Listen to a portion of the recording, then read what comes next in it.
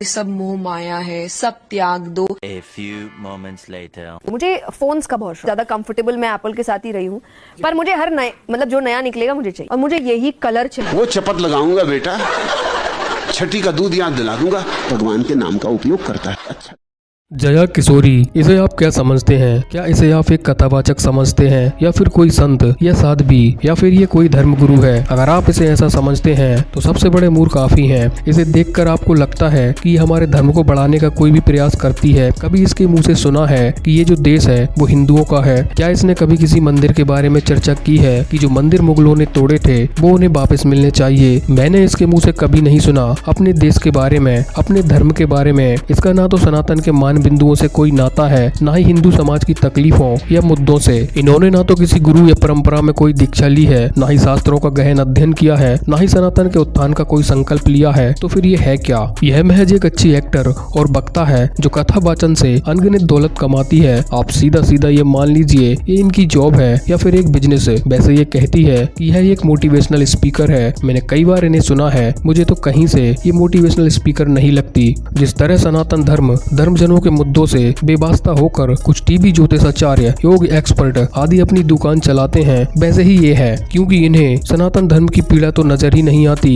इन्हें अच्छे से पता है कि धर्म की आड़ में खड़ा होने से पैसा बहुत मिलेगा, लोग इज्जत करेंगे, दुनिया में नाम होगा, और अपनी मर्जी की लाइफ जीती है। जैसे धर्म की आड़ से ढेर सारा पैसा कमाकर उसे लग्जरी कारों में, महंगे बैग्स, ब्रांडेड कपड़ों में बर्बाद करना और लाखों रुपए से अपने मुंह पर डेंटिंग पेंटिंग कराना, बाल कटवाना एक हीरोइन का काम होता है जो ये करती है। तो एक अभिनेत्री, और इसमें फर्क क्या है? शास्त्रों को पढ़कर उसे सहज तरीके से और सरल भाषा में लोगों को सुनाना इनका पेशा है। इसे संत या साध्वी समझकर उच्च मर्यादा की अपेक्षा रखने वाला महामूर्ख है। इसने कहा था कि राजा महाराजा भी सोने के आभूषण पहनते थे। सही कहा आपने, पर मोहतरमा, राजा महाराजाओं ने श्रीमद् भगवत कथा के नाम पर कभी पैसा नहीं लूटा। कम से कम उदाहरण तो सही दो। मैं तो ये कहता हूँ तुम भी रानी बन जाओ, फिर चमड़े का बैग रखो या जूते, और चाहे तो खा भी लो, हमें इससे क्या। वैसे आपने सोचा होगा कि प्रॉब्लम क्या है? तो समस्या ऐसी है कि एक कंपनी है जो गाय के चमड़े से बैग बनाती है, और ये महारानी पवित्र कथा से कमाए लाखों रुपए उस कंपनी पर खर्च करती है। तो विरोध तो लोग करेंगे ही। भागवत कथा में सबसे ज्यादा गाय की ही बात होती है, और आज भी कई लोग गाय के पैर छूकर निकलते हैं। और तुम तो अखंड ज्ञान कथा में पेलती हो, और रोने के लिए क्या करती हो ये बागेश्वर धाम वाले गुरुजी बताएंगे। रूमाल में बाम लगा लेते, विक्स रूमाल में बाम। अब वो बाम लगा के ऐसे, अच्छा तो जब वनवास की कथा आती है तो रोना पड़ता है, अब आंसू निकलते नहीं है। अब भक्तों को कैसे पता लगेगा कि वनवास में राम जी जा रहे हैं तो व्यास जी दुखी हैं? तो क्या करते हैं, उन्होंने बाम लगाई।